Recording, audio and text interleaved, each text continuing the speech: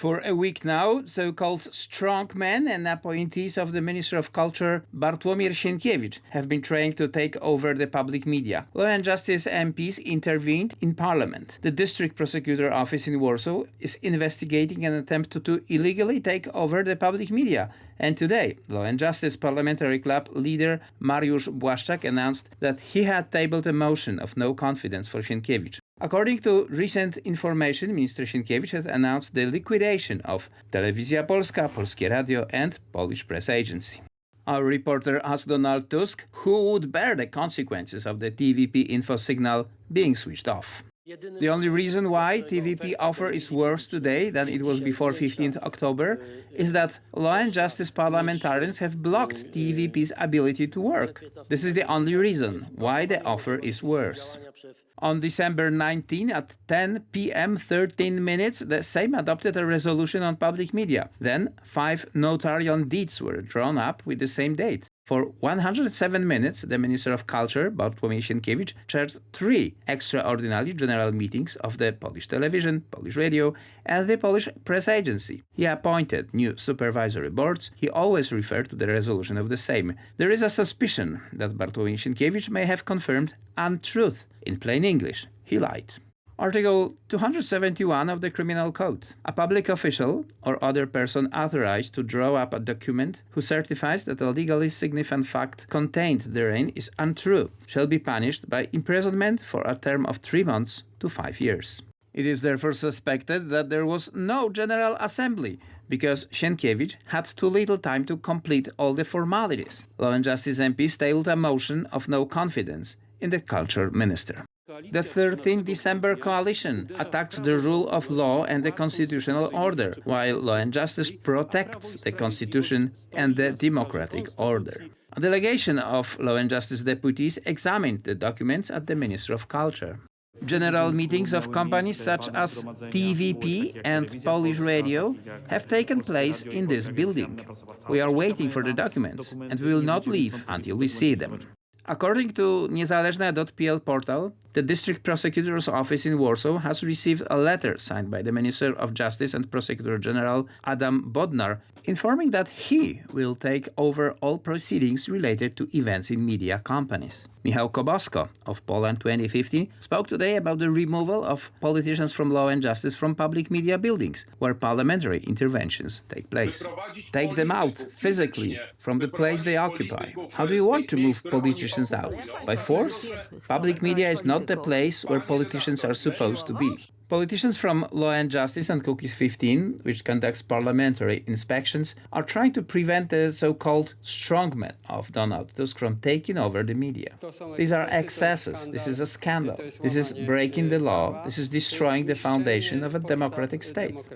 Last week, the European Union took important decisions on asylum and the forced relocation of illegal migrants. On the same day, the form of this document was agreed. The signal of the news program of TVP Info was switched off. In terms of federalization of the European Union, the decisions are being taken right now, and Poles didn't know about. The mainstream media are calling this political dispute in which Law and Justice politicians are occupying public media institutions. In recent days, citizens have gathered outside the offices of the Television Information Agency and the Polish Press Agency to show their support for journalists. Article 7 of the Constitution states that state authorities shall act on the basis of and within the framework of the law. There is no law here, so Article 7 has been violated. In addition, Articles 54 and 61 of the Constitution on freedom of expression have been violated, in particular the freedom of expression of journalists. Article 54 and Article 61 regards the access to information. Access to information has been restricted for citizens who have lost the television channel from which they receive their knowledge. Protests in defense of the media have been organized all over Poland for the past week. The freedom of expression is the very foundation of any other freedom. Because in public life, in order to be free, you have to communicate with like-minded people.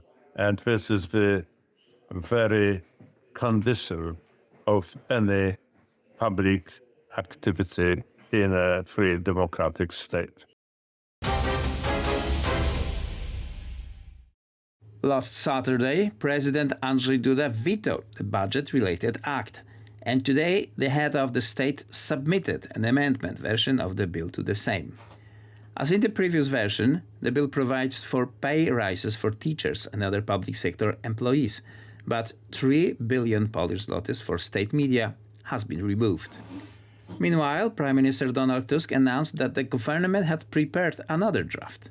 In practice, the new draft budget law differs little from the original one vetoed by the president. However, the changes mean that 3 billion Polish zlotys, originally earmarked for the TVP account, will now go to the National Health Fund. The money will be used to treat children with oncological, psychiatric and rare diseases. W związku z licznymi potrzebami In view of the numerous needs, mainly in healthcare, but not only, we will also be looking in the relevant budget law for additional funds saving on certain institutions. An interministerial team is starting to work today on changing the system of financing the church fund. The Civic Coalition made a commitment before the election to redirect money from the TVP to oncology. At the time, we were talking about 2 billion, not 3. It is no secret that this demand would not be met without the president's veto. On Saturday, the president appealed to the Speaker of the Sejm, Szymon Hołownia, and the Speaker of the Senate, Małgorzata Kidawa-Błońska, to start work on the presidential bill this year. The president's bill is submitted for consultation and sent to the Prime Minister Donald Tusk, who presents the government's position. The presidential veto will be considered by the Sejm. The Sejm will work accordingly to the timetable agreed by all political forces. The next sitting of the Sejm will therefore be held on 10th at 11 January 2024. To, że marszałek dziś podjął decyzję. The same speaker decision not to convene an extraordinary session of the Sejm does not mean that the budgetary law will not come into force, as the budget must also be approved. The president's project differs from the government's in that it does not include 3 billion Polish zlotys for public television. The draft budget provides for spending 866 billion Polish zlotys. On the other hand, state budget revenues are expected to reach 682 billion Polish zlotys, resulting in a deficit of 184 billion Polish zlotys. This is 19 billion more than Mateusz Morawiecki's government predicted.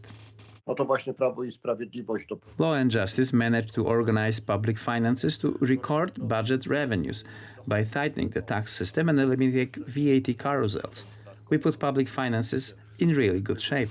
Ale właśnie The Speaker of the Sejm has until January 29, 2024 to submit the draft budget to Andrzej Duda's desk. The President has 1 week to sign it. New images have shown that the Russian warship in occupied Crimea that was hit by Ukrainian long-range missiles had been completely destroyed. The Russian Ministry of Defense confirmed that the Novocherkassk landing ship has been damaged after explosions were seen yesterday at the Feodosia port at eastern Crimea, but they stopped short of admitting it had been hit beyond repair. New images posted by a local Crimean Telegram channel have now shown that the vessel appears to be completely destroyed. The ship has been used to transport ammunition and personnel to the Zaporizhia front in southern Ukraine, according to a Ukrainian Air Force spokesperson. The revelation comes as rumors persist that British Storm Shadow missiles were used in the attack. It has also been suggested that the second ship, the old T-43 class training ship called UTS-150, was also damaged in the strikes in the early hours of Tuesday morning. The destruction of the Novocherkassk is the latest in a succession of Ukrainian attacks on Vladimir Putin's prized Black Sea Fleet, stationed across occupied Crimea. In October, dozens of Russian warships were forced to relocate to a port more than 100 miles east of Crimea after several strikes the previous month.